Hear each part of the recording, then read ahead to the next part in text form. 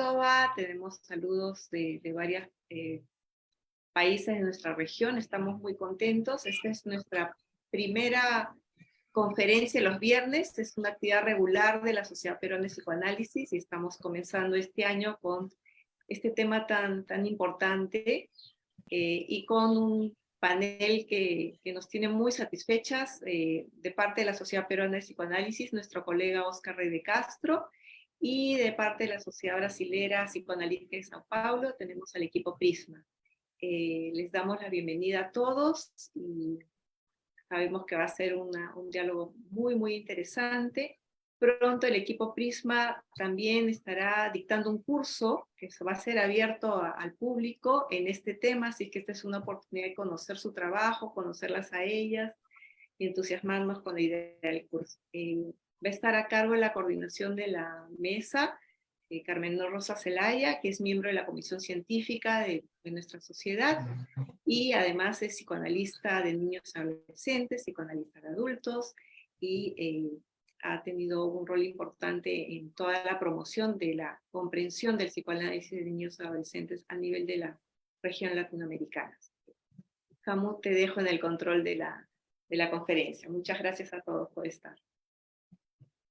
Gracias, gracias Rocío. Es un gusto para mí poder coordinar esta mesa como la primera actividad de nuestro Viernes Científico y sobre todo contar con la participación de colegas brasileros que vamos a dialogar con ustedes porque sabemos y conocemos todo el trabajo que han venido desarrollando para acercar la comprensión del psicoanálisis a un tema tan difícil como es el autismo, ¿no? Creo que la experiencia que tienen ustedes va a aportarnos mucho, vamos a poder dialogar aquí con nuestro colega quien nos representa desde el Perú, Óscar Rey de Castro, para que podamos seguir comprendiendo, ¿no? Porque es un desafío el trabajo con un tema como es el autismo, y creo que los esfuerzos que se vienen realizando para poder comprender, crear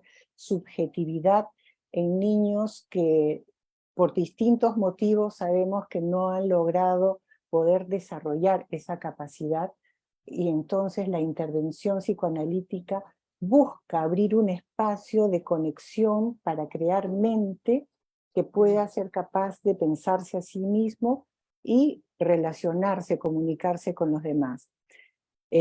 Así que me alegro muchísimo de que ustedes puedan transmitirnos su experiencia y vamos a ver qué vamos entendiendo juntos como desde acá, desde el Perú, como desde la Sociedad Peruana de Psicoanálisis, como comenzar a abordar este tema. Así que bueno, saludo a todos los asistentes también, que veo que son bastantes, que tienen el interés por escuchar sobre estos temas, y voy a explicar cómo va a funcionar la dinámica. Vamos a tener 10 minutos para cada expositor, ¿no? Serán primero las 3 colegas brasileras, cada una tendrá 10 minutos, y luego las va a acompañar Óscar Rey de Castro también con otros 10 minutos más. Luego de esos 40 minutos vamos a dar 5 minutos también a cada uno de ustedes para que pueda redondear algunas ideas que quisieran completar y dialogar también entre ustedes. Y los últimos minutos, la última media hora, vamos a dedicarla a la intervención del público que está asistiendo para que también pueda dialogar con ustedes, que yo creo que eso va a ser muy enriquecedor.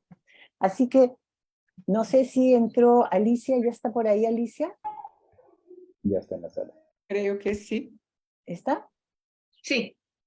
Sí, no la veo. A ver. Hoy, Alicia. Carmen. Hoy, Carmen.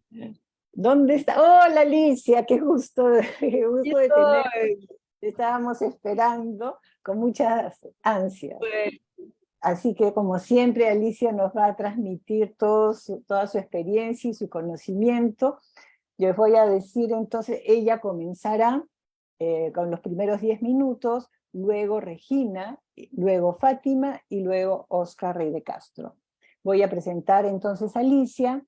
Alicia Beatriz Dorado de Elizondo es miembro efectivo, analista, didacta, docente y analista de niños y adolescentes de la Sociedad Brasileña de Psicoanálisis de Sao Paulo y de la Sociedad Brasileña de Psicoanálisis de Campiña. Entonces, Alicia además tiene un currículo muy extenso y muy rico que no sé si tú quieras agregar algo más antes de pasar a exponer tu experiencia sobre este tema. ¿Mm? Te doy la palabra, Alicia, entonces. Bueno, muchísimas gracias, una alegría encontrarlos a todos. Bienvenidos para podernos dialogar en esta situación tan difícil que nos convoca como es los estados autísticos. Yo gustaría de comenzar mostrando cuál fue nuestro percurso. Nosotros discutíamos nuestra clínica en un grupo grande y durante mucho tiempo comenzamos a nos preguntar cómo podíamos llevar al grande público lo que conseguíamos con los chiquitos en el consultorio. Porque muchas veces sucedía de que teníamos a un chiquito en análisis y que siempre surgía un psiquiatra o un neurólogo que decía que el psicoanálisis era perder tiempo y que tenía que ir para la psicología comportamental. Entonces, nosotros estudiábamos en ese momento muchas cuestiones en la transdisciplina, con todos los aportes de la neurología, la espesura frontal, el SHI. Buen día dijo, gente, nosotros tenemos que buscar nuestros propios criterios dentro del psicoanálisis. Y fue así como surgió la posibilidad de, primero, con una enorme cantidad de ítems, después fuimos refinando con el tiempo, llegamos a este protocolo que siempre está en evolución y que es nuestra, en este momento, instrumento, ¿no?, de investigación, que a veces lo usamos también con los padres, para mostrar qué es lo que ha sucedido en ese tratamiento. Entonces comenzamos a trabajar en la avaliación de las crianzas en el momento del diagnóstico, de aplicar ese protocolo, después de 1 año de trabajo y después de 1 año y medio de trabajo. En este percurso tuvimos la ayuda de la IPA, que agradecemos muchísimo, y varios otros consultores internacionales que nos ayudaron en esta pesquisa y en esta investigación. Entonces, lo que pretende ese protocolo es dialogar con un público amplio y poder mostrar aquello que se consigue con el psicoanálisis y que también esos tiempos fueron colocados para mostrar que no es en un tiempo tan largo como se criticaba, de que los tratamientos psicoanalíticos son eternos, sino que en poco tiempo es posible conseguir resultados. De esta forma, para un padre que está tremendamente ansioso y angustiado y que compara a su hijo con primos, vecinos, etcétera, que el chiquito haga así en vez de decir chau, puede no ser significativo. Ahora, para nosotros es una enorme conquista.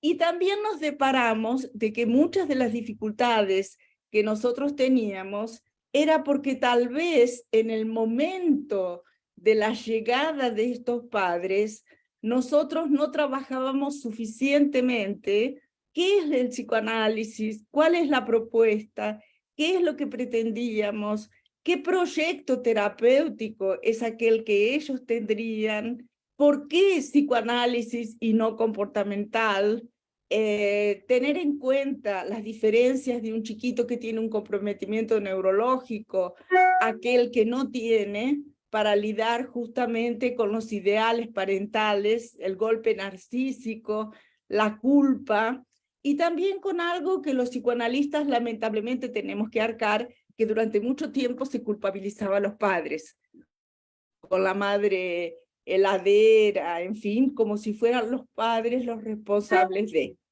Hoy en día tenemos clareza de que es una situación clínica multifactorial, donde existen los factores que conocemos y algunos que tal vez no tenemos conocimiento. El trabajo en la interdisciplina es fundamental y el diálogo con la equipe, con los diferentes profesionales. Solo que cabe al psicoanalista ayudar a estos padres a dosar esos profesionales y esos estímulos, porque a veces un chiquito que no se puede comunicar y que está aterrado, se lo quiere poner en fonoaudiología, terapia ocupacional, psicopedagogía, análisis y todo al mismo tiempo.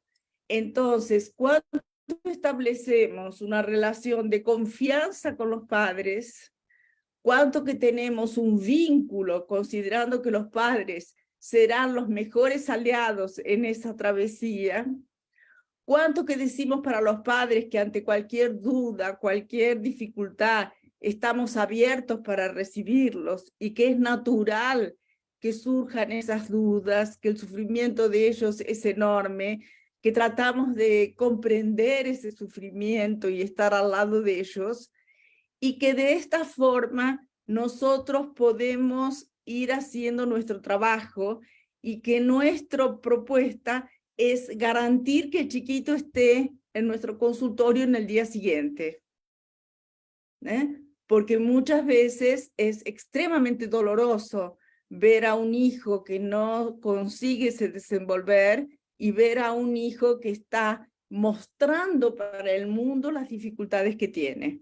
Entonces, ¿cómo nosotros podemos tirar del autismo toda la penumbra preconceptuosas? ¿Dónde nos vamos a llegar? No sabemos, aliados a la capacidad negativa de Bion, pero nos apostamos con nuestra pasión, con nuestra fe, con nuestro método, con nuestra experiencia, que transformaciones son posibles, mismo que sean muy chiquititas a veces, pero cuánto que nosotros mostramos para los padres la significación que tienen esas pequeñas conquistas. Por ejemplo, que un chiquito se quede en la sala, que no salga permanentemente, que esto muestra que tiene una cierta continencia, que ese chiquito no tenga que ir al baño permanentemente como si fuese una cuestión de ansiedad, ese ir al baño. Entonces, esa experiencia que nos compartimos con los padres que están en la sala de espera o que están en el consultorio, son indicadores del trabajo que nos hacemos. Y nosotros somos apasionadas por lo que hacemos y entonces transmitimos también para los padres esta nuestra esperanza. Y creo que esto es fundamental para trabajar en situaciones de tanto dolor y de tanto sufrimiento, donde los padres siempre dicen, ¿por qué mi hijo? ¿Por qué conmigo? ¿Qué es lo que hicimos de errado? ¿Qué es lo que sucedió? Otra cuestión importante con la cual nos hemos encontrado y que es una consecuencia de nuestra pesquisa es que en las concepciones que usan las técnicas de fertilización asistida, es muy diferente tener un mellizo porque se tiene naturalmente y en la historia de la familia hay una cuna transgeneracional de mitos, de experiencias, de relatos que permite que esto se haya pensado.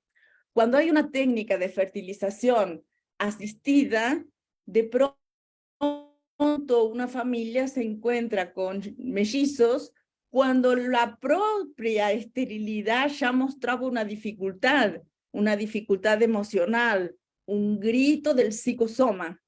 Entonces, de pronto, esa mamá se encuentra con 2, a veces con 3. Entonces, nosotros hemos encontrado que este es un factor de riesgo. Y otra de las cuestiones que nos preocupan y que han llevado a un aumento potencial de estos trastornos es el uso de la tecnología en cualquier hora y en cualquier edad. Entonces, cuando un chiquito ve el rostro de la madre, aprende a entender la comunicación que es preverbal. Hay una comunicación inconsciente, conectiva y por entrelazamiento. Cuando un chiquito ve la foto en el celular, no tiene esos matices y esa posibilidad de aprender y de se ver reflejado. Y nos vemos hoy bebés que pasan el dedillo para pasar de un cuadro a otro y que el celular es un objeto, no es una figura humana con el cual se pueda interactuar. Entonces, nosotros tenemos enormes cuestiones para pensar respecto de lo que sucede con esta mayor incidencia. Claro que también es verdad que nuestro crecimiento científico nos permite detectar y detectar más tempranamente. Hoy en día no sabemos que podemos detectar con bebés de 3 o 4 meses. El trabajo de la Escuela Francesa y de las NIC es impresionante respecto de esto. Si no hay una situación de placer compartido entre la mamá y el bebé, que es el tercer tiempo del circuito pulsional, hay un gran riesgo de que ese chiquito camine para el autismo. De la misma forma, todos los efectos que puede tener el dolor abdominal o los reflujos, que hace con que el chiquito esté ya en una posición hiperextendida y no permita que la madre lo pueda acunar y que sus brazos sean un útero mental. Entonces, creo que yo puedo dejar por aquí y tal vez después conversar más sobre esto. Muchas gracias. Gracias a ti, Alicia. Vamos a tener luego de la primera ronda 5 minutos para cada uno para que pueda redondear sus ideas. Ya, ahí de nuevo te tendremos. Entonces ahora vamos a dar paso a Regina, ¿no? Regina es miembro, Regina, voy a decir todo su nombre completo, es Regina Elizabeth Lordelo Coimbra, es miembro efectivo, analista didacta, docente y analista de niños y adolescentes de la Sociedad Brasileña de Psicoanálisis también de Sao Paulo. Muy bien, Regina, te cedo la palabra. Muy buenas tardes a todos, mucho gusto. Para que nosotros pudiéramos iniciar un contacto que sea más íntimo, me voy a presentar como yo soy conocida, que es Betty. Betty es más fácil do que Regina, mas Regina es mi primer nombre. Quiero agradecer muchísimo la invitación de Rocío, una amiga de muchos años que en algunos congresos nosotras nos encontramos y es siempre para mí una referencia que tengo en una de las sociedades de la América Latina, el Perú. Con mucho gusto y también quiero agradecer a los otros colegas y también colegas que yo veí en la pantalla, amigos del Brasil, amigos de Córdoba, que sean todos bienvenidos. Bien, el punto que me voy a presentar es como nosotros hicimos la constitución del Prisma, ¿no? Alicia presentó la historia del grupo, la historia de psicoanálisis en aquel momento, há muchos años, creo que estamos cerca de 17 años de trabajo. Y creo, como Alicia también habló, nuestro tiempo no cerró. Tenemos muchas otras descobertas pela frente, ¿no? Bien, el protocolo, nosotros empezamos después de una evaluación de 12 niños y nosotros separamos 19 ítems que eran para nosotros importantes, de muchas calidades. La mirada, los aspectos emocionales de la mamá, las patogenias neurológicas. Bien, de las 19 categorías, o no creo que categoría, de las 19 ítems, nosotros agregamos en 6 que llamamos categorías del prisma.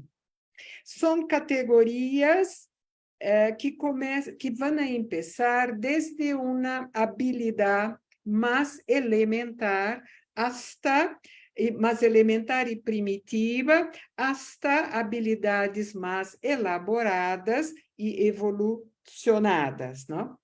La primera categoría llamamos de sentido de interés en persona y cosas, y objetos o cosas, ¿no? Segunda, la interacción compartida, la integración sensorial.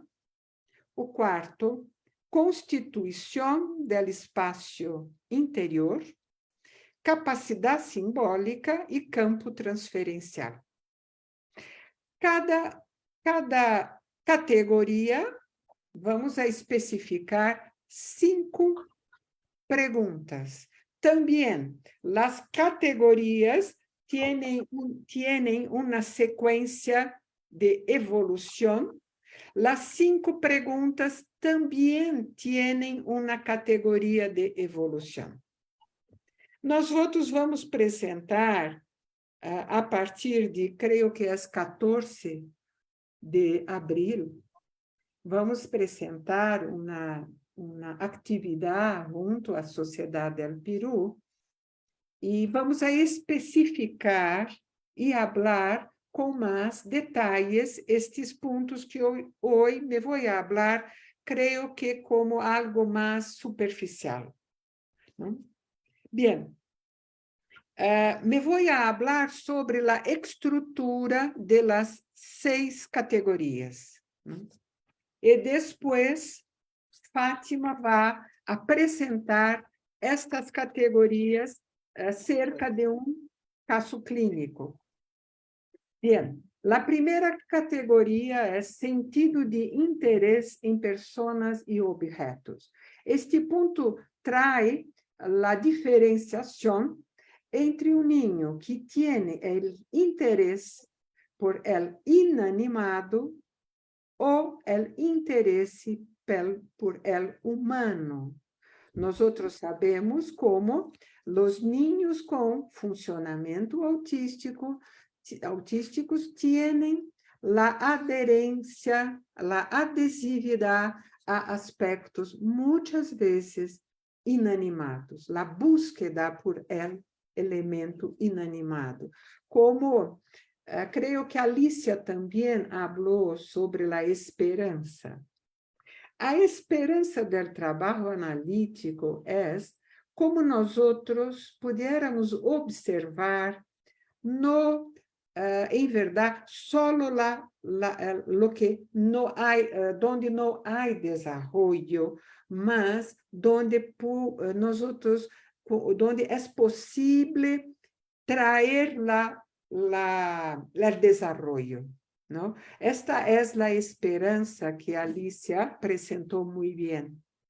Bien, esta categoría, sentido de interés y personas y objetos, esta categoría corresponde ao interés de niño en personas y objetos animados e inanimados y cómo los diferencia. Busca investigar cómo el niño establece su relación con el otro y busca hacer contacto. Aunque sea de manera rudimental, rudimental, se demuestra percepción, aunque sea muy vaga, de una presencia externa, como el niño puede percibir la presencia del otro, ¿no? Me voy a hacer solo algunas ideas de cada una de las categorías, porque nosotros vamos a invitar a todos para que podamos hablar con más detalles en el curso. Verifica si el niño demuestra atención ante las invitaciones de hacer contacto. ¿Cómo es la respuesta del niño? Él puede mirar para el analista, no puede mirar para el analista. ¿Cómo es la calidad de la mirada, por ejemplo, ¿no? Bien, me voy a presentar la segunda categoría, que es la interacción compartida. Mira, estábamos hablando si el niño está com mais atenção a los objetos inanimados ou com los objetos animados. Como ele pode fazer a transição do objeto inanimado para el animado e como vai ser a interação compartida com o analista. Esta categoria abarca os gradientes em direção estabelecimento de la relação afetiva entre el niño e el analista. Este é o ponto principal. Considerando a capacidade de comunicar-se, reconhecendo a existência de si e del outro, e a consciência de seus estados mentais. Bien, vamos à terceira categoria, que é da integração sensorial. Esta categoria investiga as vias de promoção da consensualidade, ou seja, a integração de los diversos sentidos, visão, audição, paladar, tacto, olfato, sensação de temperatura, percepção de los processos físicos internos. El niño com autismo, invadido por tantas sensações, pode recorrer ao desmantelamento sensorial, em que distintas áreas da sensorialidade são ativadas de uma maneira repetitiva e isolada. E muitas vezes também com uma prevalência de uma área específica. Se não escuta, pode estar a mirar. Se não estás a mirar, pode escuchar, por exemplo, ¿no? La quarta, constituição del espaço interno. Se hablávamos del contato com a persona, de la interação compartida, de la possibilidade que o corpo pode estar com mais integração, poderíamos pensar que as condições emocionais estão cerca de la constituição do processo de espaço interno ao caminho de la simbolização. Esta categoria se refere à la capacidade de continência emocional com noção de espaços internos e individuação, provocando a redução da necessidade de descarga por meio de ações, evolua a condição do niño de poder suportar a alternância entre presença e ausência, entre tempo e espaço e sua multidimensionalidade. Algo mais allá de lo imediato. Reconocer lo dentro e lo fuera. Expandir a capacidade de diferenciar yo e el outro. Este es un momento que va a preceder la constitución de la capacidad simbólica. Si no hay la discriminación, eu, él y el otro, no se instala la capacidad simbólica, no se instalan las conquistas de constitución de la subjetividad y la constitución del lenguaje. La capacidad simbólica se relaciona a la posibilidad de representar a objetos y, consecuentemente, a la condición de procesar internamente las experiencias emocionales y expresarlas con códigos compartidos, por ejemplo, el lenguaje. La última categoría es la capacidad, perdona, el campo de la transferencia. Esta categoría abarca todos los movimientos, impulsos, sensaciones, impresiones, fantasías y sentimientos, desde lo más primitivo hasta lo más renacionales, que circulan entre el analista y el paciente. Los aspectos internos, configuraciones vivenciales, modalidades de contacto, son dirigidos, transferidos por el paciente al campo analítico y vueltos a sentir como experiencia en contacto con el analista. Bien, esto es un resumen de las 6 categorías. Bien, yo creo que yo me voy a hablar sobre un punto que yo creo que está cerca de lo que Alicia habló. Nosotras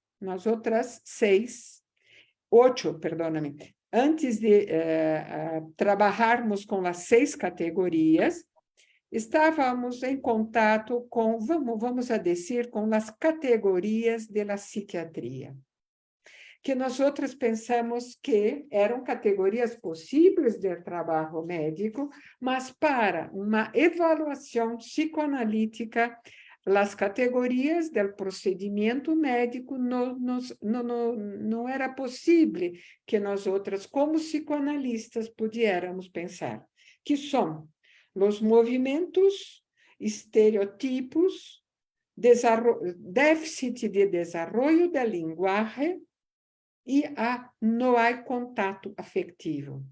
De 3 hipóteses, como muy pobres, nosotras pensamos em como expandir a possibilidade de compreensão del contacto con el paciente con manifestaciones del autismo. Gracias. Me voy a pasar la palabra para la colega Fátima. Muchas gracias, Betty. Betty. Ok, Betty. Muy bien, entonces ahora vamos a darle la palabra a Fátima Battistelli, que también es de la Sociedad de Sao Paulo, ¿no es cierto? Es psicoanalista y miembro asociado de la Sociedad Brasileña de Psicoanálisis en Sao Paulo, psicoanalista de niños y adolescentes por las sedes Sapientiae de Sao Paulo y participante del grupo Prisma. Muy bien, Fátima, te escuchamos. Tardes, lo siento, pero yo voy a hablar en portugués. Si ustedes no comprenden, minhas colegas pueden ayudarnos, ¿tá? Yo voy a trazer Espera un poquito, Fátima, espera un poquito. Vamos a preguntar, después de que vos hables un poquito, si es que ellos no entienden y prefieren de que sea Betty o yo hagamos la traducción de pedazo por pedazo de lo que vos digas. Entonces empezá ahora y vamos a preguntar al público si te acompañan. ¿Sí? Sí. Vou tentar falar despacito. A Laurinha, uma chiquitita que eu atendi, chegou para o consultório com 3 anos de idade. Né? Não falava, não tinha linguagem verbal, não respondia quando chamávamos, não brincava e não percebia a minha presença na sala. Né? Se interessava por poucos brinquedos da caixa lúdica, quase nenhum. No início, só jogava os brinquedos de uma mesa que eu tenho no consultório, de costas para mim, e sempre que eu me aproximava, ela dizia não, não. Era a única palavra que ela falava. Né? Aos poucos, ela descobriu que numa parte ao lado da minha sala, contigo, um pedaço da minha sala, tinha água. Então, ela enchia um balde com água, tirava toda a roupa e entrava nesse balde, né? Numa atividade absolutamente sensorial. Né? Que se nós formos voltar para o prisma, para as categorias que a Beth trouxe, né, que a Beth trouxe aqui para nós, a gente já poderia ver, por exemplo, não tinha, naquilo que a Beth, interesse em pessoas e objetos. Não, é como se eu não existisse, não tinha um contato comigo. Se nós fôssemos falar em interação compartilhada, o contato era muito mais com as coisas inanimadas. Se nós fôssemos falar em integração sensorial, no primeiro momento era só simbólica, isso era o que eu gostaria que fosse. Era só sensorial mesmo, é entrar na água, sentir a água, enfim. A constituição do espaço interno também era, não tinha, é como se ela não percebesse a minha presença. Como é que nós trabalhamos com isso? Né? Então, a criança se apresenta assim, e o que nós vamos fazer com isso? Né? O nosso trabalho envolve muito receber essa comunicação e transformar tudo isso. Né? E buscar transformar aquilo que vem da própria criança, de dentro para fora. Então, o que eu fui fazendo ao longo desse trabalho? Quando os bonequinhos caíam no chão, eu dizia, ai, estão caindo. Eu ia acompanhando com uma sonoplastia, vamos dizer assim. Quando ela entrava na água, quando ela entrou na água e saía da água, ela andava pela área e os pezinhos dela iam marcando. Aí eu comecei a também marcar os meus pés. E eu ia dizendo, os pés da Laurinha, os pés da Fátima. Aí eu passei a pôr as minhas mãos na parede, também molhadas. Fazia a marca da minha mão. E aí ela ia fazer a marca da mão dela. Ela começa a aproveitar o contato comigo. Agora, eu já começo a ter uma pequena existência. E aí eu começo a cantar. Eu cantava muito, cantava de acordo com o que ela estava brincando. Sei lá, a água, o balde. E, nesse momento, ela começa a ir para a minha direção, sem nunca me olhar, mas bater na minha boca para que eu cantasse. Então, é dessa forma que nós vamos nos aproximando das crianças, né? Essa menina teve uma trajetória muito grande, ela é minha paciente até hoje. Atualmente, ela tem 22 anos, só que hoje ela é uma pedagoga formada, que dá aula, enfim, né? Com algumas dificuldades que ela enfrenta, mas, enfim.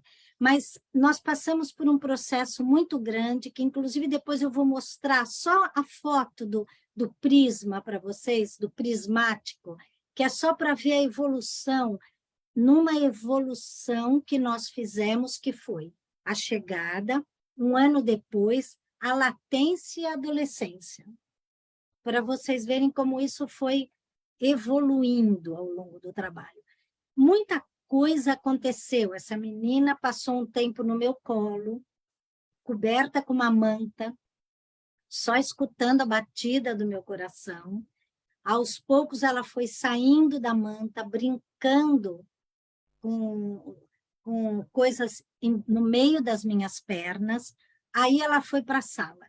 Quando ela foi para a sala, depois desse movimento, ela começa vamos dizer, um início de simbolização, porque até aí não tinha nenhuma.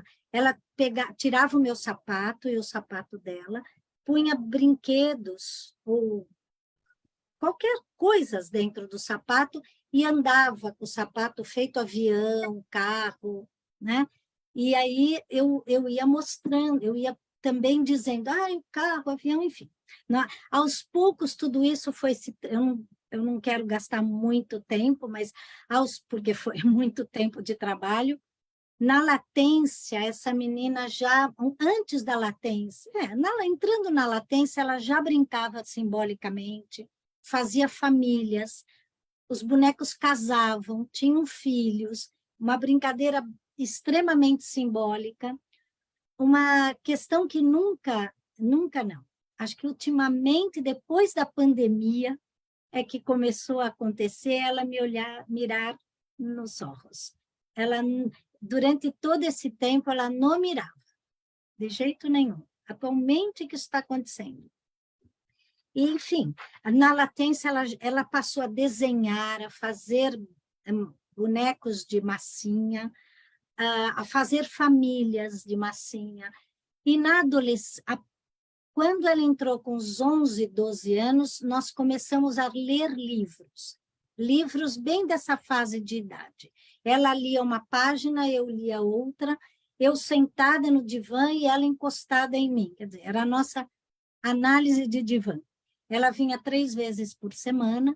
Bom, isso foi evoluindo e, assim, é um trabalho que eu considero super bem sucedido, todo dentro, só com a visão psicanalítica mesmo, né? Essa menina, como há muito tempo, eu a atendi há muito tempo atrás, ela não teve outros profissionais por questões dos pais que tinham uma dificuldade financeira, não tinham como levar, a gente ficou só no caso dela, que não é o que eu faço atualmente, eu fiquei só com ela e com conversa com os pais, né? Sempre mantendo contato com esses pais. E aí eu queria mostrar um pouquinho para vocês, não sei se vai estar muito nítido, mas... Um pouquinho mais despacio.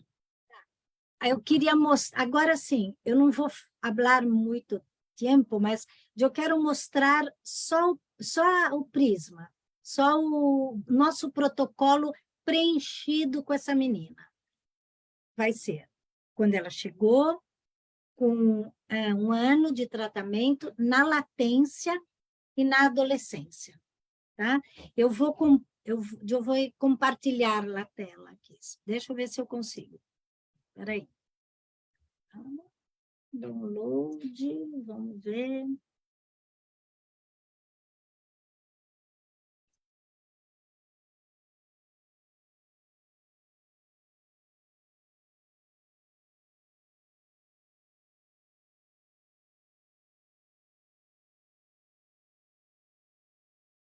Vocês conseguem ver? Está dando para ver? No se llega a ver. Fátima, ¿qué te parece que mientras tú lo vas preparando, como nos va ganando la hora, le damos la palabra a Óscar y de Castro, porque igual van a tener la oportunidad de regresar ustedes, ¿ok? Gracias. Bueno, ahora sí les presentamos a Óscar Rey de Castro, miembro de la Sociedad Peruana de Psicoanálisis.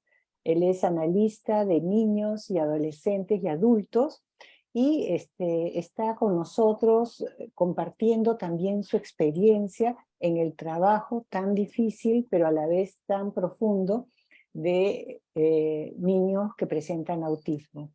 Así que, Óscar, te damos la palabra para que tú nos transmitas tu experiencia y podamos dialogar de país a país. Gracias.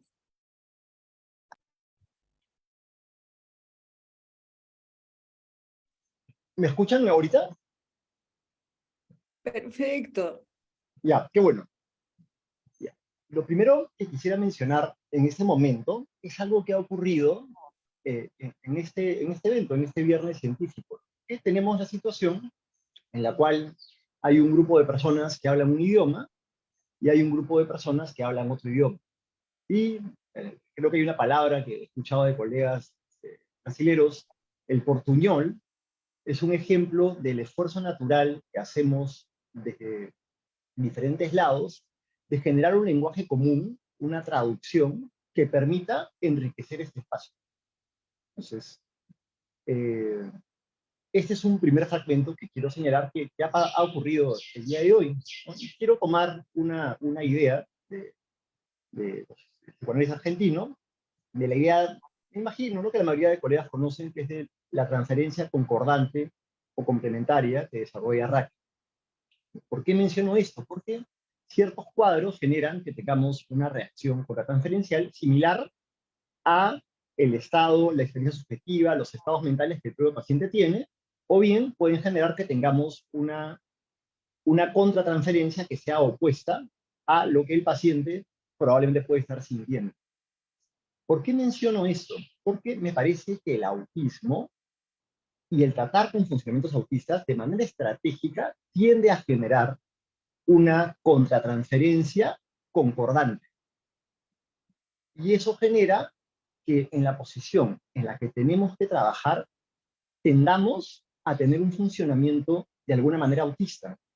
Y tomar conciencia de eso ayuda a que se nos haga más natural el trabajar en el trabajo de la traducción y de poder enriquecernos de los trabajos que hace la psiquiatría, la neurología, la psicología cognitiva, la terapia ocupacional, etcétera, en beneficio del paciente. Entonces, sería raro, pues, ¿no?, de que tengamos un lenguaje privado para comprender ciertas cosas, cuando precisamente de lo que se trata es de ayudar al paciente autista a poderse comunicar en el sentido más amplio de la palabra.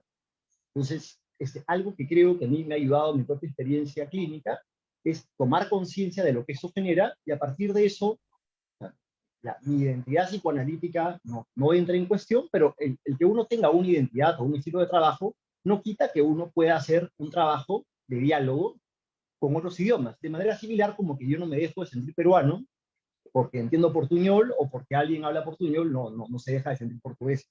Entonces, el trabajo de traducción creo que es súper importante, porque tiene que ver con la dificultad de comunicación que puede darse, que de repente se cuelga de manera concordante al estado mental que el paciente nos trae. De manera similar, creo que algo que también suele pasar es que nos enfrentamos al dolor que pueden tener los padres, la familia, de tener un chico con dificultades que pueden ser bastante serias. Frente a eso, me parece que algo que puede tender a pasar, no solamente a los colegas que trabajamos desde un enfoque psicoanalítico, sino a los diferentes colegas, es una reacción maníaca, en la cual uno tiende a pensar que lo que uno hace es lo más importante, que es uno quien cura al paciente, y de alguna manera, porque uno entra en un estado medio frenético y maniático, donde uno siente que lo que uno hace es lo más importante, y creo que algo que me puede haber ayudado es tomar conciencia de eso, y tener conciencia de que uno solo no puede sacar adelante a un paciente autista, y que es importante tener un equipo que desde diferentes lugares se pueda generar un diálogo tan rico como el que puede estar ocurriendo en este momento.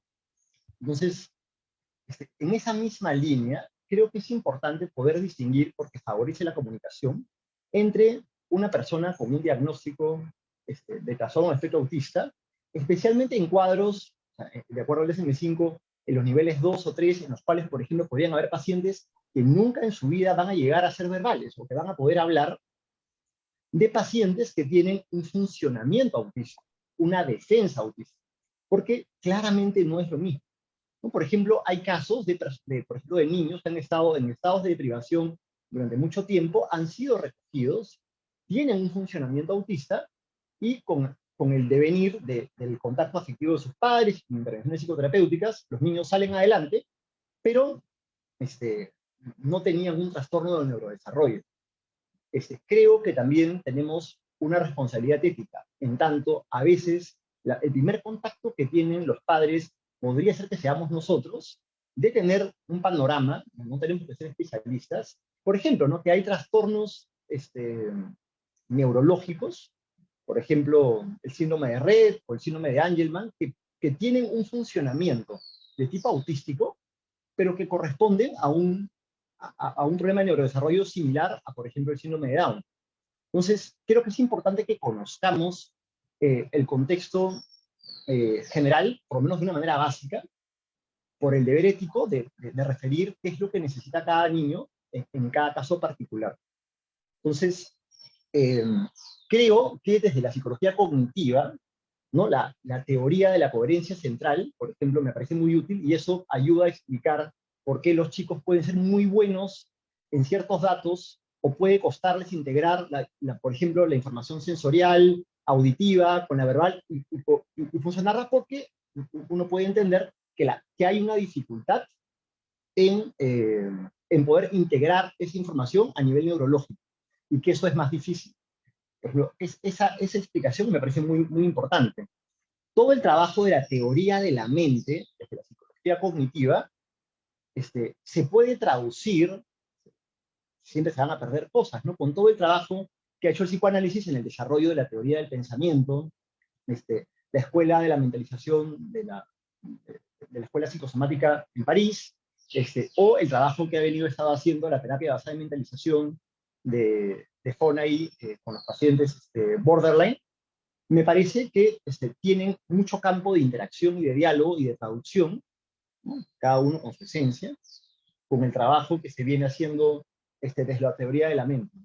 El tema de las funciones ejecutivas me parece que también es un tema muy importante, que es importante conocerlo para poder dialogar, ¿no? Entonces, ahora, si es que yo me centrara en aspectos que creo que son muy importantes en el tratamiento, primero es el tema de la atención conjunta. Si puede pasar que haya que trabajar mucho tiempo en que el paciente se acostumbre a que hay un otro que mira lo que él mira y que se pueden compartir ciertas cosas. Creo que eso es algo que en mi práctica clínica me ha ayudado mucho. Podría pasar, por ejemplo, que con un paciente con características cognitivas muy severas me pase muchos años viendo una serie junto a él. Pero él sabe que yo sé lo que él sabe. Él sabe que yo he visto lo que él ha visto. Y eso genera un lenguaje que ya no es un lenguaje privado, sino que es un lenguaje común. Y que luego puede servir de referencia para momentos posteriores en los cuales nos vamos a sentir de manera similar. Y hay, bueno, toda una hipótesis de cómo la atención conjunta está ligada a las neuronas espejo. Entonces, creo que es algo que es súper importante. El concepto de posición de autismo contiguo de Ogden me parece que es súper importante en el trabajo con personas con autismo. ¿Cómo puede ser que de repente uno haga exactamente lo mismo, pero la rutina que se genera, la atmósfera que se genera, de alguna manera va contribuyendo, es una metáfora, a que se genere como una piel que permita que se genere el espacio, el continente, para que se pueda desarrollar algo simbólico. Un aspecto que creo que han mencionado también las colegas, que creo que es central, que creo que el trabajo psicoanalítico tiene mucho que decir, es la construcción de lo simbólico. La construcción de lo simbólico es importante por muchos motivos, pero la idea de que una persona pueda tener una mente, que uno pueda tener representaciones de segundo orden, representaciones acerca de las representaciones, pasa por un desarrollo de lo simbólico. Cuando algo representa algo, tiene implícita una idea de una representación de segundo orden. Entonces, les pongo un ejemplo práctico, ¿no? Una persona con autismo puede tener movimientos estereotipados que de repente desde la psiquiatría o la neurología se ven como solamente eso. En mi propia experiencia clínica, esos ruidos significan algo. Entonces, por ejemplo, un niño que no tendría autismo podría coger este avión, esto, y hacer así, ¿no? Y digamos que la representación de lo que es un avión se hace básicamente con sonido. De repente un chico que tiene autismo te podría hacer la representación de un avión haciendo ruidos en su cuerpo. Y puede pasar mucho tiempo y le dices, oye, ¿qué te estás imaginando? Y te dice, estoy imaginándome una pelea entre dos aviones. Y de repente ahí se explica todo lo que aparentemente era estereotipado. En el trabajo analítico se recoge que estas cosas estereotipadas, en la medida que uno escucha psicoanalíticamente, se va construyendo significado. Y ese significado va ayudando a que el paciente pueda trabajar. no me quiero pasar del tiempo. O sea, hay todo un área sobre cómo típicamente las intervenciones solamente conductuales generan una desvinculación afectiva entre el paciente, sus padres, o entre el paciente y el entorno, y el entrenamiento tiende a ser similar a cómo se podría, por ejemplo, amaestrar a un perrito, y sobre la importancia de la vinculación afectiva en el trabajo con el feto autista. Hay muchos pacientes autistas que tienen un apego seguro, y trabajar en la construcción de una vinculación diferente, el psicoanálisis tiene mucho que decir. En mi experiencia, hay una analista peruana que trabaja una terapia vincular. La terapia vincular en pacientes cuando son muy chiquitos suele ser muy, muy valiosa para promover un mejor tipo de vinculación y de conexión entre padres e hijos, y me parece que eso también contribuye a que en el futuro el paciente evolucione mejor. Para esa primera ronda me quedaría acá, y bueno, ya seguiremos conversando. Muchas gracias, Oscar. Muy interesante la presentación de los cuatro. No sé, estamos pasando de la hora, es una pena, y quisiéramos darle también la oportunidad a quienes están asistiendo a que puedan participar. Así que he pensado que sería bueno entonces que ustedes puedan ampliar algunas ideas a partir de este intercambio que se pueda dar con los asistentes. ¿De acuerdo? A ver, vamos a ver si hay alguien que quisiera comentar, preguntar, si lo puede levantar la mano para poder darle la palabra.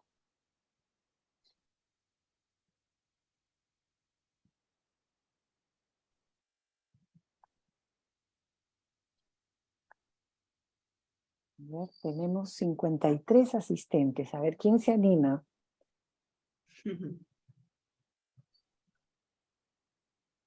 Bueno, yo comenzaré comentando algo, me voy a atribuir ese derecho. Estaba acordándome de unos trabajos de Alexandra Piontelli y de Regine Pratt, ¿no? Que al observar la vida intrauterina, ellas mencionan que en las primeras semanas el feto tiene una reacción de evitación del contacto, ¿no?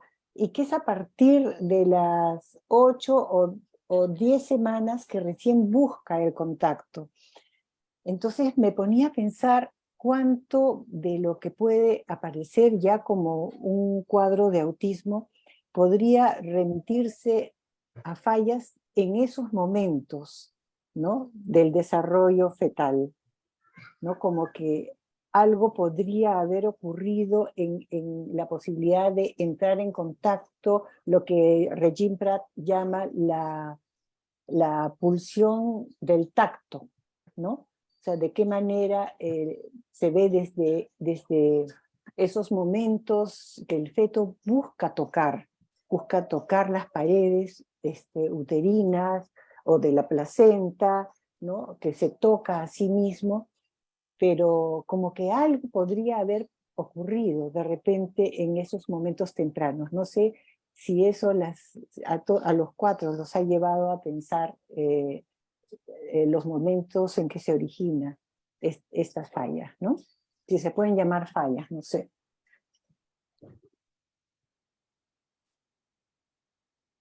Carmen, dentro de la cuestión multifactorial y dentro del pensamiento complejo, sería peligroso pensar que hubo un traumatismo, por ejemplo, en el psiquismo prenatal y que esto solo llevó a...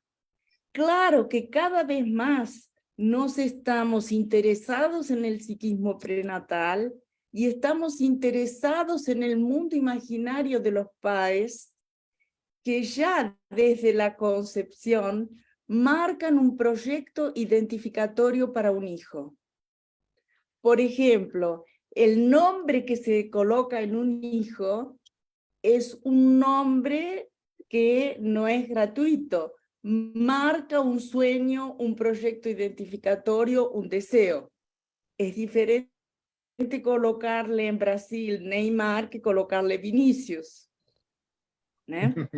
Ahora, dentro de esos misterios, nosotros tenemos que en este momento, gracias a los avances de la tecnología, podemos ver varios momentos de un bebé en el útero y vemos que hay ciertos padrones que se repiten después del nacimiento.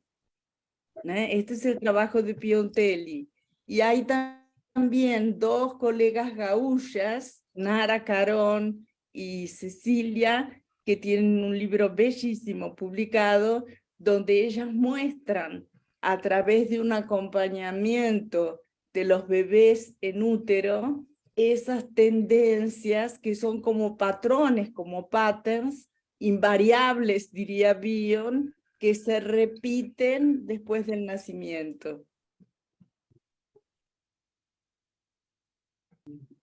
Tenemos una intervención, una pregunta desde el chat, la voy a leer, ¿no?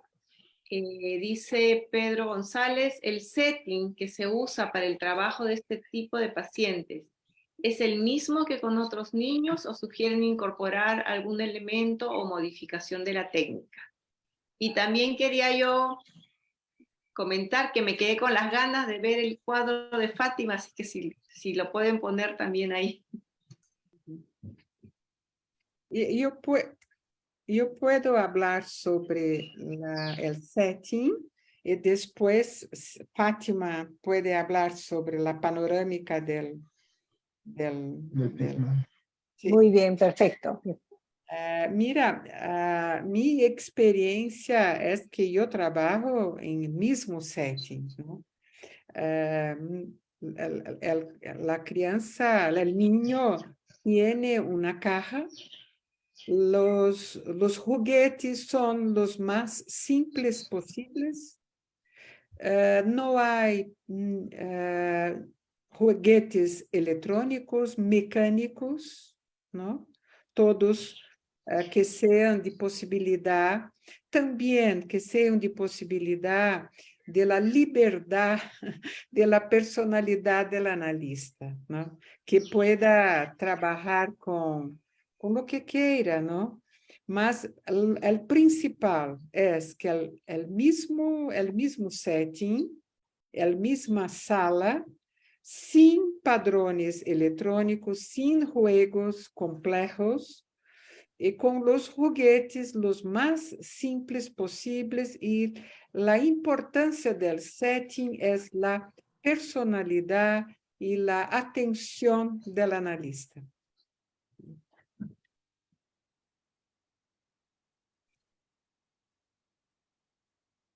Muy bien, importante el afecto, ¿no? Como lazo de conexión. Fátima, ¿lo tienes ya? Não entendi o que você gostaria de saber. Bueno, después de que Betty intervino, queremos ver tu presentación. La visión tá. panorámica del...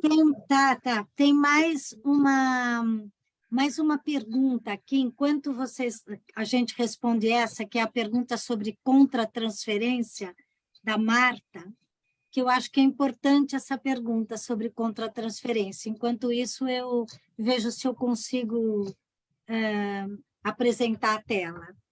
Eu acho que a contratransferência é algo bastante importante no nosso trabalho. Por isso que um dos itens do Prisma é a transferência e a contratransferência, porque nós podemos sentir sono, aflição, alegria, enfim. E nós também nos baseamos muito naquilo que sentimos na sessão. Se a Alice e a Beth quiserem falar melhor em espanhol, talvez fique mais fácil.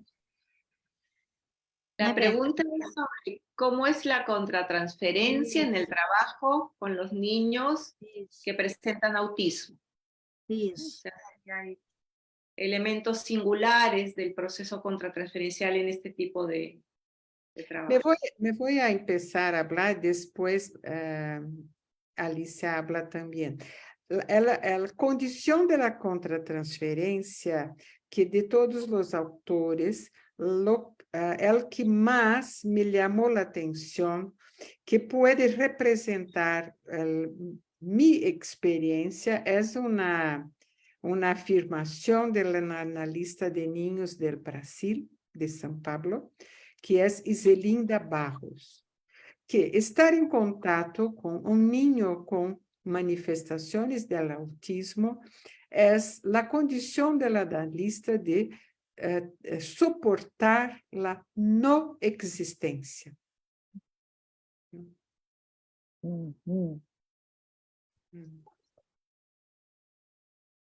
La no existencia es diferente del vacío. Es diferente del vacío. Interessante. Na minha história com esta garota, essa Laurinha, tem não sei, se vocês estão entendendo se eu falo devagarzinho? Sim. Tem uma das sessões em que ela está no meu colo, coberta com esta manta, eu até escrevi esse trabalho, eu posso enviar, mas é em que eu adormeço e sonho, né? Tenho um sonho, e que eu estou não sei como traduzir, Alicia, num velório.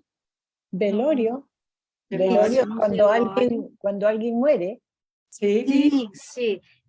Pegando a Laurinha pelas mãos e levando para fora desse velório. Quando eu atiro deste velório, eu acordo. Acordo, não. Sabe quando você cai os olhos? E que eu acho que isso faz parte da contratransferência, né? Eu acho que é uma vivência que eu tive ali, eu sonhei por ela, quando essa menina ainda não podia sonhar. Mais tarde, na adolescência, ela vai me trazer sonhos.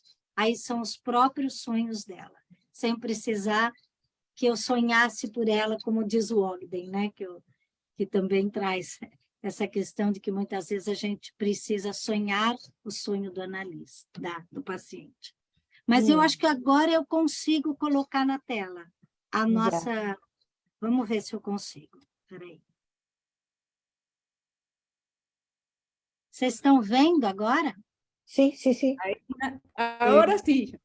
Então. Para agrandarlo. Pero está muy chico. Aqui são 4 vezes, porque quando ela chegou, conforme vai, vamos dizer, a pontuação vai aumentando, a pontuação dessas perguntas, que depois vocês vão conhecer melhor, conforme a criança vai melhorando, a cor vai se intensificando. Por isso que é prismático o nosso manual. Claro. Não só ele tem números, como ele tem cores. Fátima, disculpa, ¿crees que lo puedas agrandar porque no se llega a leer? Não dá para, assim, esse que eu tenho aqui nesse momento, isso vai ser apresentado nas outras aulas. Vai ser apresentado com mais precisão, mas aqui são as categorias que a Beth falou. Então, ali, tá. Aqui seria interesse em pessoas e objetos, que começa bem clarinho, até quando ela está adolescente. A segunda, interação compartilhada, que praticamente é branco, né? E que vai ter um momento que fica melhor, depois dá uma clareada de novo, e aí, vamos dizer, escurece, melhora.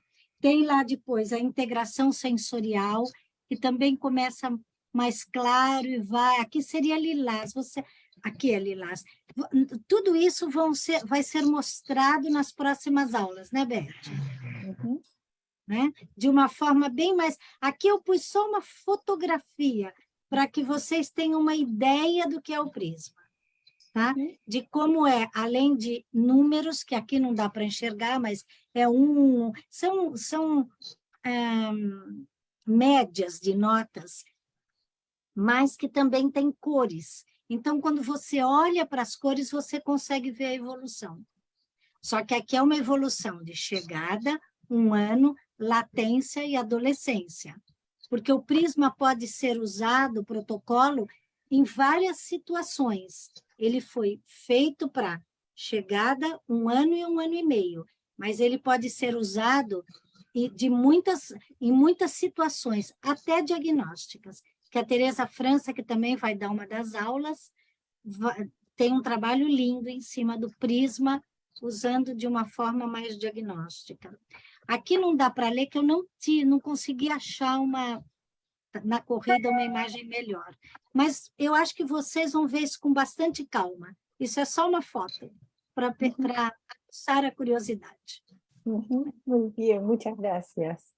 Vamos, si me permites. Sí. Sí.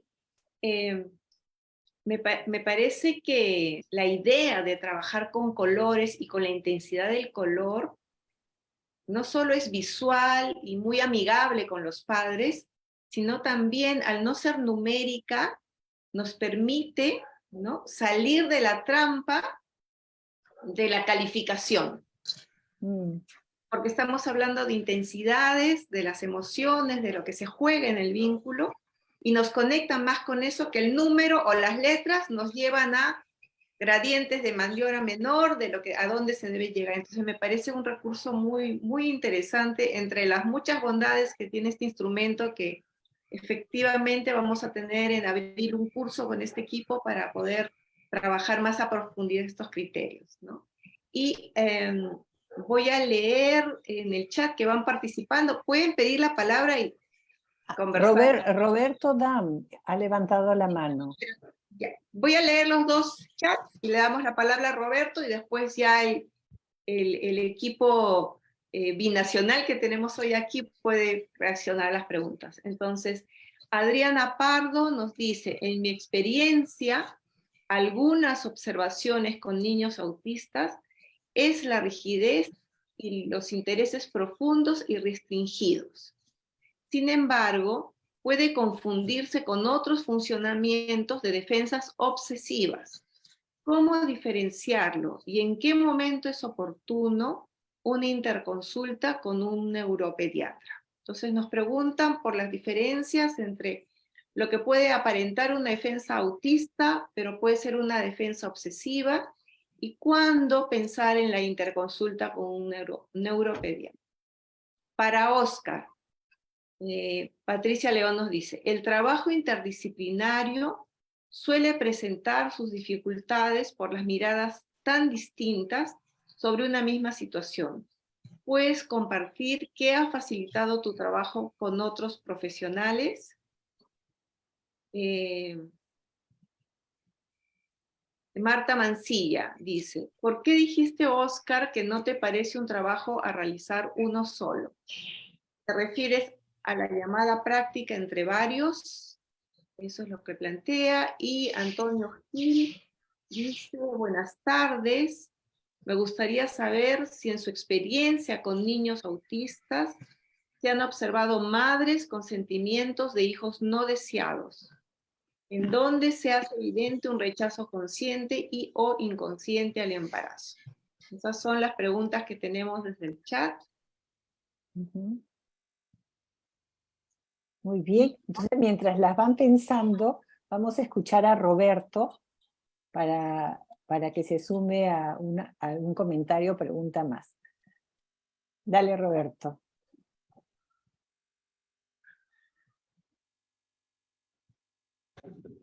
Ya, conectando el audio. Bueno, muchísimas gracias por todas estas exposiciones.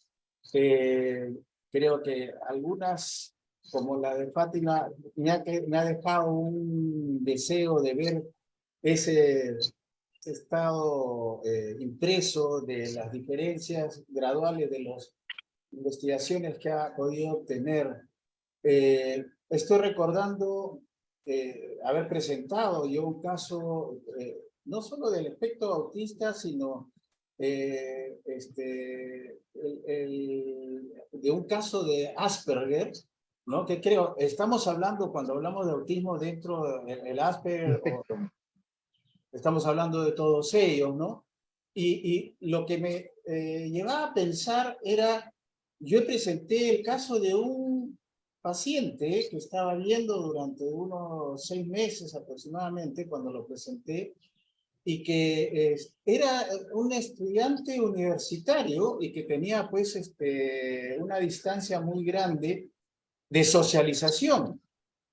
Pero parece que dentro de la universidad había podido ubicarse con 2 o 3 alumnos que tenían características propias también de una cierta marginalidad social, etcétera, y era muy entretenido, lo digo de esta manera, ver cómo se entendían entre ellos, ¿no? Y cómo se llevaban, a diferencia de lo que podía ser el trato con los otros estudiantes.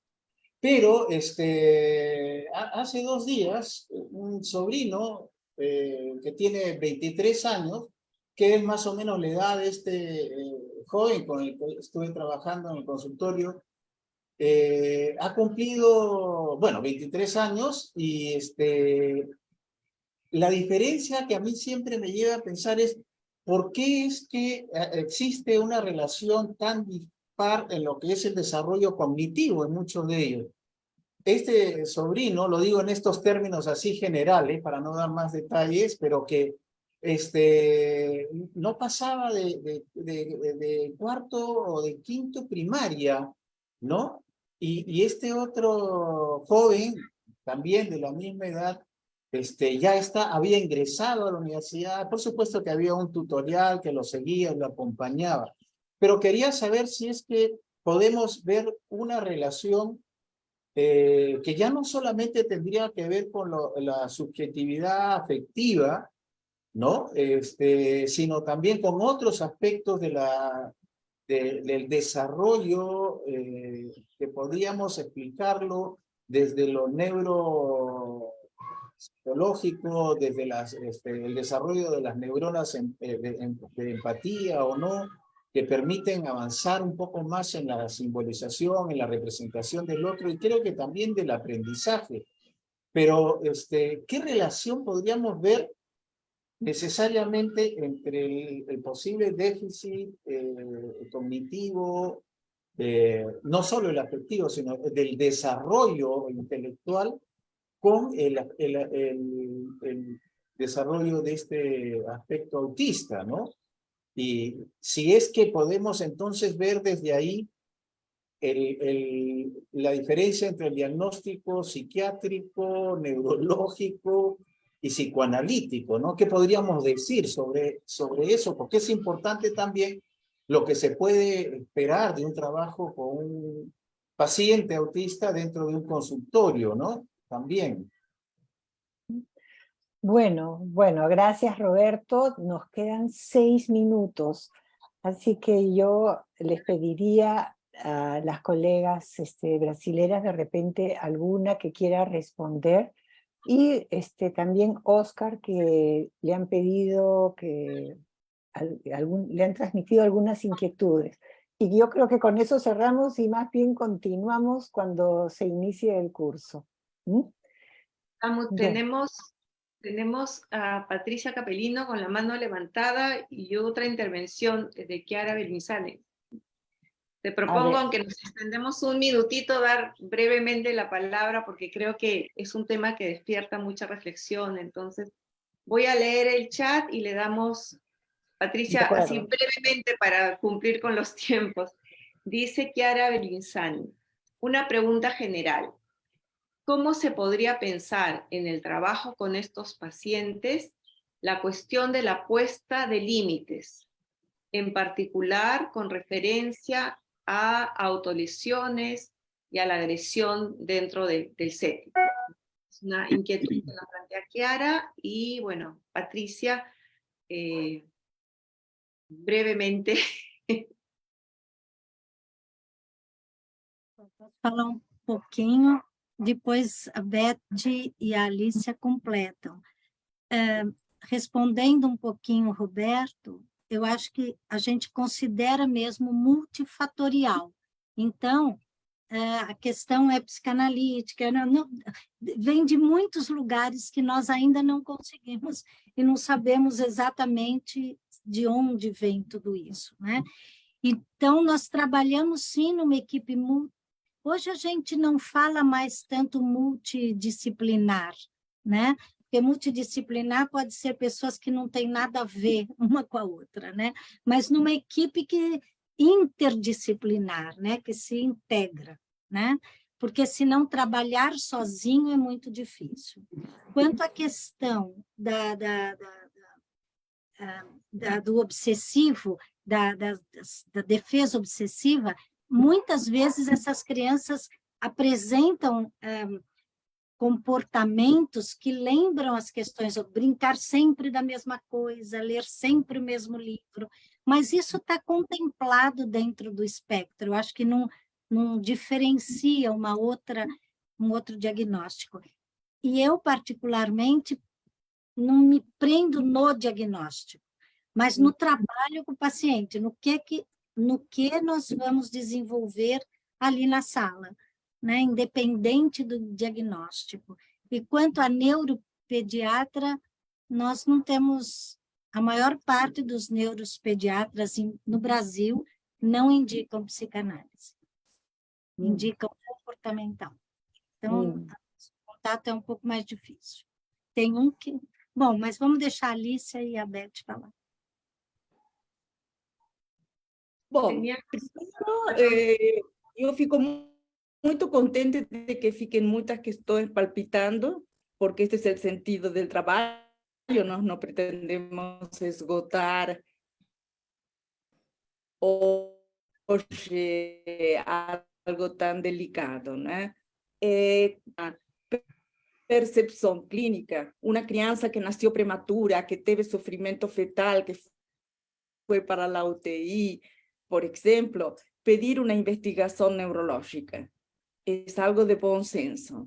E isto nos vai permitir, inclusive, conversar com os padres si es que es detectada una lesión neuronal sobre las expectativas del tratamiento y de la evolución. Este es un conselho precioso de Maiello, inclusive, que tem muita experiência neste trabalho.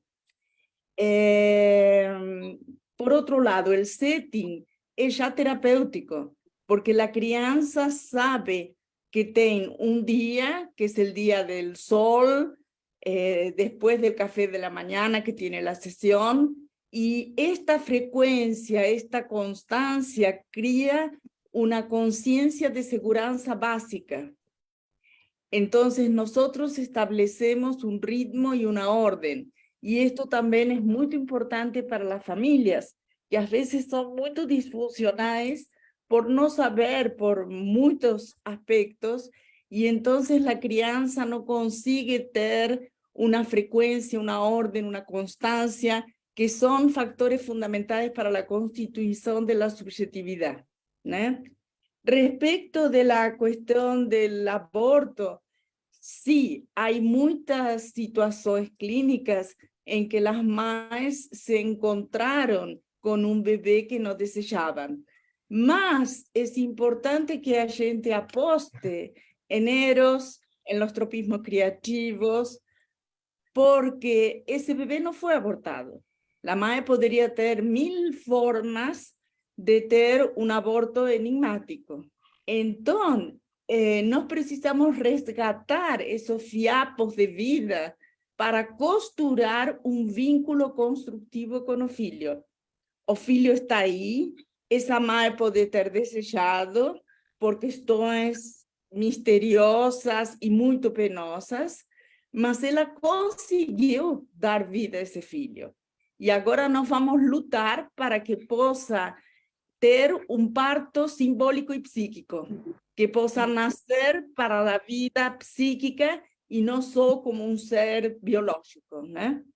Entonces, la posta de límites también es fundamental porque va a permitir que la crianza entienda, no entienda eu, no eu, entienda hora de iniciar, hora de acabar, hora de guardar na caixa, porque esto tiene un sentido, no que a gente seja obsesivo, la caixa es un continente, entonces guardar na caixa significa ir construyendo un continente, que las cosas no fiquen desparramadas, como la personalidad de Dele puede estar despedazada. Entonces, por ahí. Sí, muy interesante. Ahora creo que tenemos que ir cerrando, y ahora sí nos ha ganado la hora. De repente, Patti, ¿estás por ahí? Si puede ser muy breve y si alguno de los cuatro puede responderte. ¿Mm? ¿Me escuchan? ¿Sí? Sí. Tal. Buenas tardes, muchísimas gracias, me encanta. Soy maestra, soy terapeuta del lenguaje, o logopeda, o fonoaudióloga, y psicoterapeuta psicoanalítica. Trabajo con niños con autismo hace muchos años, y algo que a mí me apasionó muchísimo, que lo vi en mi formación, fue esta combinación de la psicomotricidad, del trabajo corporal en niños, y la música. Entonces, yo quería compartir con ustedes este uso de la música como un eje organizador en el trabajo con niños autistas, y que para mí ha sido fascinante, así como usar los propios clichés y estereotipos verbales. O sea, lo he trabajado más como terapeuta del lenguaje, me apasiona muchísimo, y cómo estos clichés o estos estereotipos verbales me servían como enlaces para ir avanzando en el trabajo con ellos. O sea, no lo he trabajado desde una posición de psicoanálisis, sino como les voy contando, pero los resultados han sido buenísimos. Con un niñito de 2 años, empezó meciéndose y por supuesto mirando a todas partes. Utilicé una melodía de Fela, Ransome Kuti, que es música africana, con mucha percusión, ¿no? Y cómo esto fue logrando en él un interés por el espacio en el que trabajábamos, y la música, siempre los límites como puntos de organización fundamentales, como dijiste, Betty, creo hace un momento, ese reconocimiento del otro y del otro, y trabajar con ellos. Lo hacía generalmente en el piso, en la alfombra, con un niño con un autismo un poco más severo, por ejemplo, con una melodía muy especial, lo envolvía en una plancha de dunlopillo, y para él era como el inicio de la sesión siempre, ¿no? Y esa repetición. Entonces, esos enlaces en ellos que son repetitivos, reiterativos, fueron significando enlaces para poder establecer una mejor comunicación conmigo y con los adultos que estaban alrededor de ellos. Entonces, bueno, yo he trabajado hasta antes de la pandemia en un centro y teníamos el área de psicomotricidad, lenguaje, y era ir de la mano y llevarlo hasta el sitio, y muchísimo trabajo con mamás y papás. Coincidentemente a la pregunta de la mamá, en mis casos, varios, la mamá, por ejemplo, en la entrevista era curioso cómo la ausencia de no saber dar información, ¿no? de etapas del desarrollo de 0 a 1, entonces lo miraba al papá, ¿no? La otra mamá era muy separada de la situación y no quería involucrarse mucho, quería que ya al año se cortara, y es eso, que en muchos de los últimos casos, niños pequeños en etapa preescolar, quien apoyó incondicionalmente y estuvo muy al tanto fueron los papás, más que las mamás, ¿no? Claro, que participaban, acudían. Y otro aspecto que me parece fundamental es la sensibilización y la información en los colegios, en los jardines o en los nidos, y en la comunidad en general, ¿no? Generalmente son niños que cuando están en un espacio abierto o comercial, es como que los papás, ¿no? Los otros niños también. O sea, eso es y sigue siendo una situación muy difícil para las familias que tienen niños con autistas. Gracias. Bueno, ¿quién quisiera cerrar con la última idea? Respondiendo o comentando lo de Patricia. Podría decir, además hay algunas preguntas que me habían hecho. A ver. Justo creo que el último comentario de Patricia va en la línea de cosas que me preguntaron. Entonces, yo creo que es importante como psicoanalistas que no perdamos nuestra capacidad de pensar. Entonces, el que uno pueda, por ejemplo, pensar si es que hay temas intrapsíquicos de psiquismo fetal que puedan estar relacionados con el autismo, es algo que eventualmente se podría comprobar. Ha pasado muchas veces que hay alguna teoría psicoanalítica que dicen que es descabellada y pasa el tiempo y la terminan aceptando. Pero creería que lo maníaco, lo contratransferencial, sería pensar que esa es la única causa, ¿no? Entonces, creo de que uno puede pensar ciertas cosas que pueden darse y que el psicoanálisis tiene mucho que decir, pero de ahí a pensar que esa es la única causa y que solo el psicoanálisis va a sacar adelante al chico que, por ejemplo, tiene que aprender a hablar, es maníaco, por decirlo de alguna forma. Entonces, creo que es muy importante en el contexto de que hay dificultades de comunicación, que los terapeutas que trabajemos tengamos y hagamos un esfuerzo por poder comunicarnos. Definitivamente, la comunicación es difícil, ¿no? O sea, en una pareja de esposos la comunicación es difícil, en relación padres-hijos la comunicación es difícil, y a veces uno se le hace más fácil comunicarse con algunos profesionales que con otros. Creo que esa es una dificultad inherente a la existencia humana y que hay que saber tramitarla y que no sea un criterio de exclusión para dejar de trabajar de manera interdisciplinaria cuando tienes un paciente autista que en verdad lo requiere. Una cosa que no quería dejar de decir es que creo que un buen criterio para diferenciar lo obsesivo de lo autístico es que lo autístico tiende a ser crónico, ¿no? Lo obsesivo tiende a ser agudo. O sea, es como que hay un momento en el cual el niño no tenía un funcionamiento obsesivo, de pronto lo tiene y de repente se va. En la rigidez autística, esto tiende a ser crónico, ¿no? Puede ser, por ejemplo, los dinosaurios, luego pueden ser los carritos, puede ser el cuerpo humano, y digamos que en el paso del tiempo siempre está esa rigidez. Entonces, eso yo creo que a nivel de la interconsulta en el autismo es importante que desde el comienzo haya un trabajo en el cual haya algún profesional de la medicina, porque siempre va a haber algo que va a tener que decir, ¿no? Puede ser un neuropediatra, puede ser un psiquiatra de niños y adolescentes, puede ser un neurólogo, pero sí creo de que para mí es una condición de trabajo, ¿no? O sea, no podría trabajar de otra forma porque las necesidades del chico van a requerir un acompañamiento médico, por lo menos una supervisión, de todas maneras. No significa que necesariamente vaya a ser medicado. Y bueno, a nivel de transferencia, creo que como es importante, que ha mencionado la colega, el poder soportar la no existencia, también es importante la función de reclamación, ¿no? Y todo ese trabajo de Ana Álvarez, en el cual cuando un paciente puede estar perdido, es importante llamarlo, porque no es una defensa, sino es su estado natural. Entonces, por ejemplo, podría pasar que un paciente esté en su celular durante 10 minutos, y uno podría tolerar la no existencia.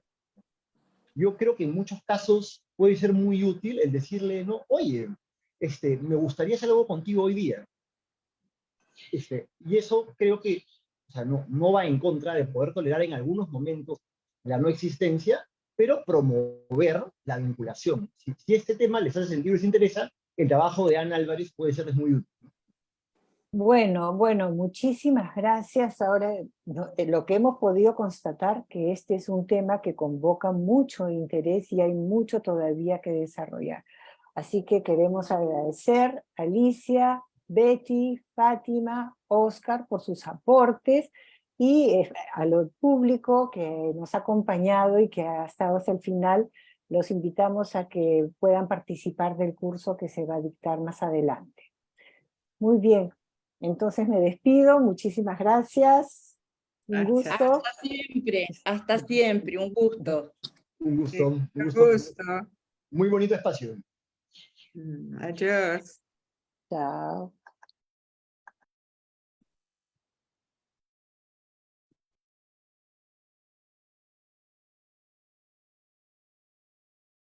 Muchas